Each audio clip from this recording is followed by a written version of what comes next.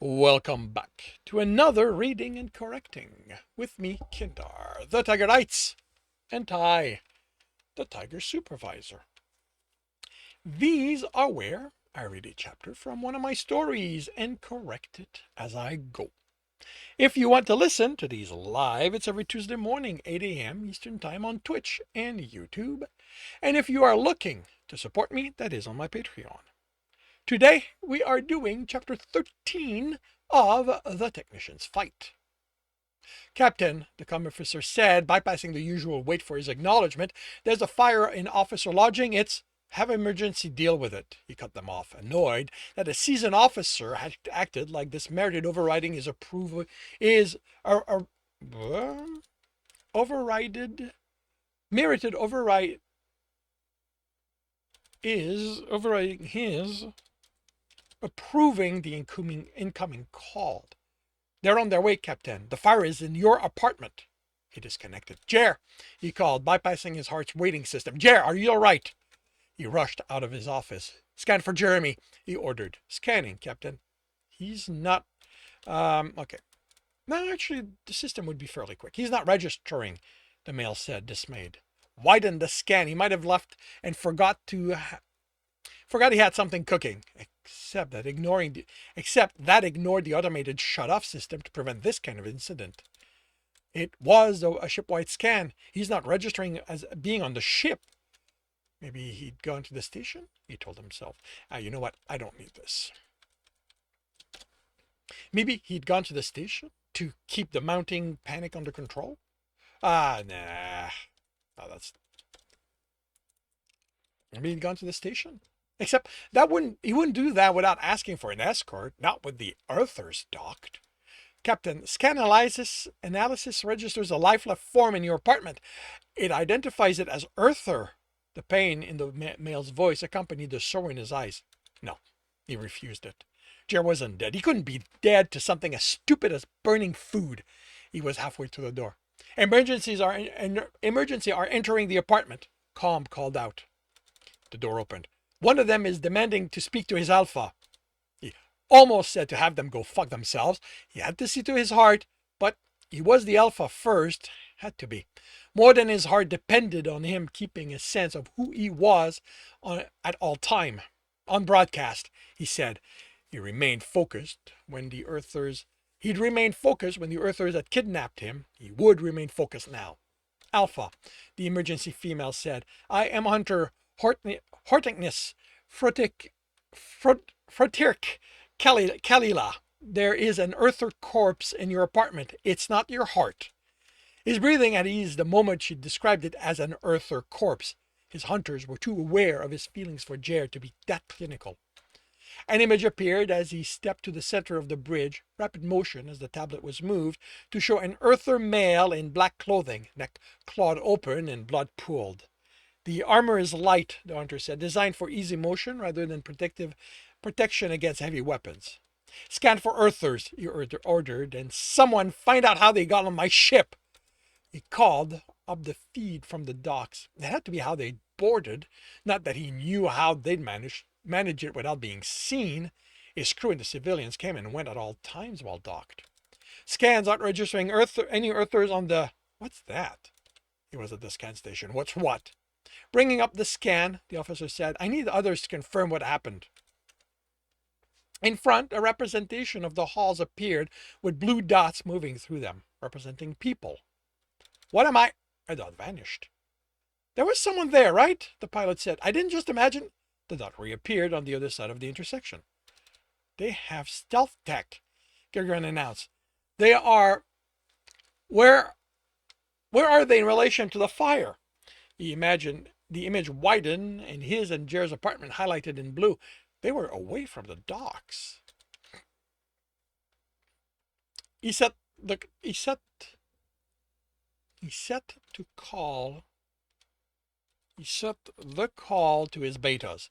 This is your Alpha. We have an emergency situation. A pack of Earthers has boarded the ship and is taking Jeremy. Gather your hunters and coordinate with Scan for where to deploy. Orders are to remove crew and civilians from harm's way.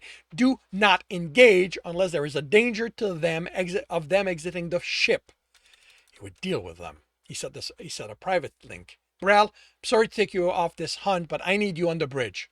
Already on my way, she replied. I figured you'd want in on this.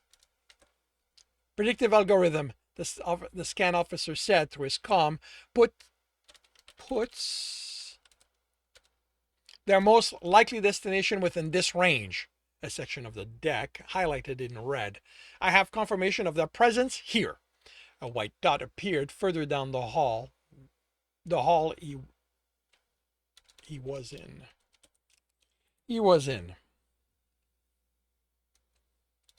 Pushing himself as hard as he dared. Without personnel left in the area, I won't be able to provide further assistance. This was already more than Gralgiran had hoped for. He hadn't expected the Earthers to have scan-proof tech. He didn't know any species with tech that shielded them against scanning. He'd gained a few packs during his travel and one hunter who shouldn't be there. We're going up against Earthers, Tarek Salminial stated. We need to keep packs back to take over when who's fighting them gets tired. I've been training with Jeremy, he added when Gralgiran glanced at him. Earther stamina can't be underestimated in a fight. That justified his presence. How many packs do we keep back? A look told him he had 20 hunters against an unknown number of Earthers. Without knowing how many we're going up against, I can't say, the hunter replied. It's less than a full pack, Alpha.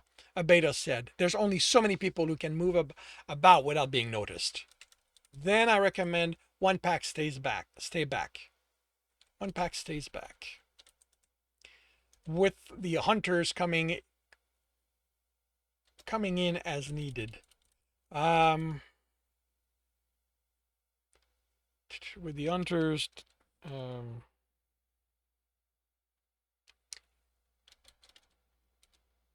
joining in the fight as needed. Thinking back to Jeremy's run, how long he could last in bed, Gralgiran called up the location of the other packs. They were taking position at the edge of the predicted zone. He altered position so he could call 2 more packs to him and sent the instructions. We'll have 2 more packs by the time we engage. Didn't let doubt touch his voice. His namesake wouldn't deny him this hunt. The counter to the Earther's stamina in this chase was that they couldn't know the area had been vacated. They needed to remain cautious, which meant slower progress. Still nothing to indicate where they are going, Captain, the scan officer said. There are no ships close to us that could catch them when they break through the hall. No ship scans are picking up, Beta Zerfiel interjected. If their shuttle's designed similar to ours, the plating absorbs scans. Yeah, I'm going to have to do a fair amount of rewriting. I'm not currently consistent with because he just stated that scan-proof tech doesn't exist. So I'm going to have to rework things, which makes them look like the rest of nothing around us. I think this is how I sort of janked it in place to make it sound like it fit. The only way to detect them is for something to pass between them. Huh. Okay, I'm repeating that later down. Not enough traffic to count on that. We're only going to know where they are when they activate their engines to pick up their pack. At which point, Jeremy would be lost. He was in the most likely hallway, according to the algorithm. The rest, he had to leave to the gods. One pack joined them. Then he saw motion ahead. Saw someone darting around a corner. With no one from this crew or civilians in this part of the ship, it could only be the Earthers. He brought them to a stop and looked over the layout. He repositioned the incoming pack to flank the Earthers with instructions to avoid altercation if possible. He sent the lasted?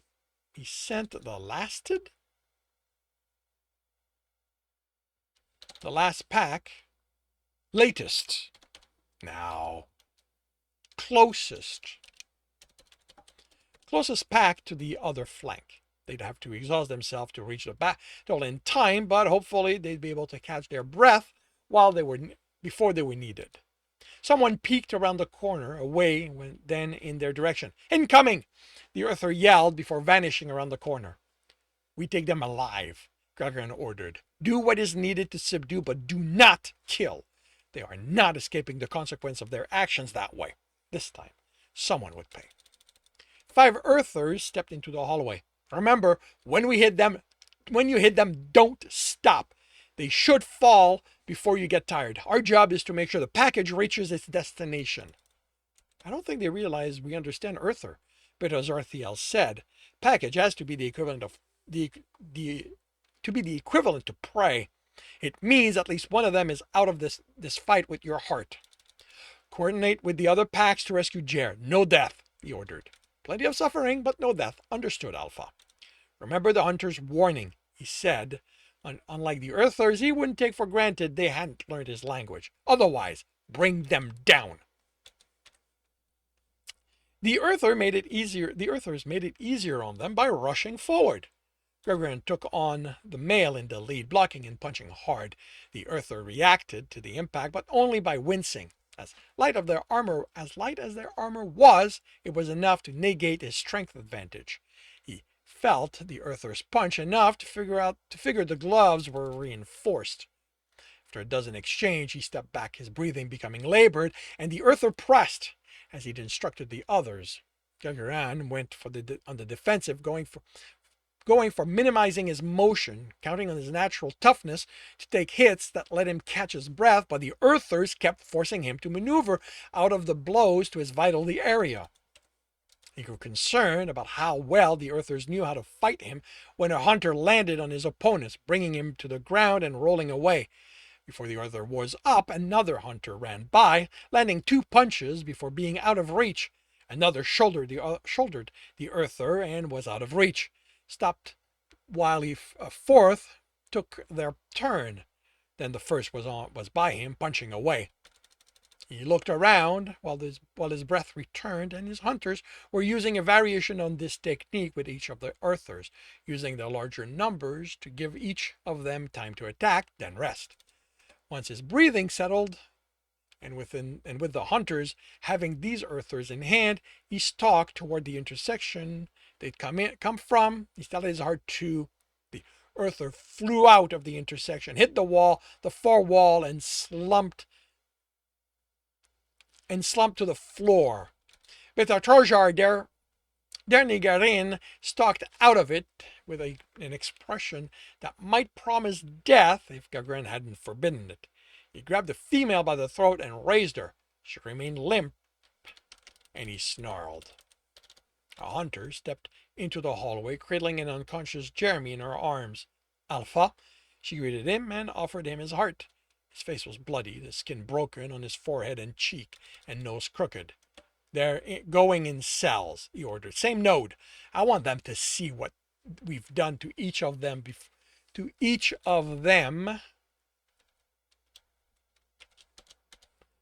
and wonder what else is coming. You, better Trojar Dernigarin said, dragging the Earther along as he headed for the hunter Thoroxelminial. Have abandoned your position. That isn't. Leave him be, Beta, Gralgiran said. He no longer answers to you. Alpha? The Beta asked uncertainly. He locked eyes with the ex-hunter. Betas report to me directly. He savored Jeremy's friend's fear for a second, then headed to medical.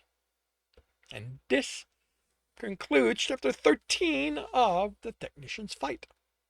If you are enjoying this, please leave a like. If you want to know when the next chapter will be up, subscribe and hit the bell. If you want to read this story, support me in the process, and read well ahead of this, that is on Ream Story. And if you are looking to listen to these live, it's every Tuesday morning, 8 a.m. Eastern Time on Twitch and YouTube. Links are in the notes, and with that, I shall wish you a good day.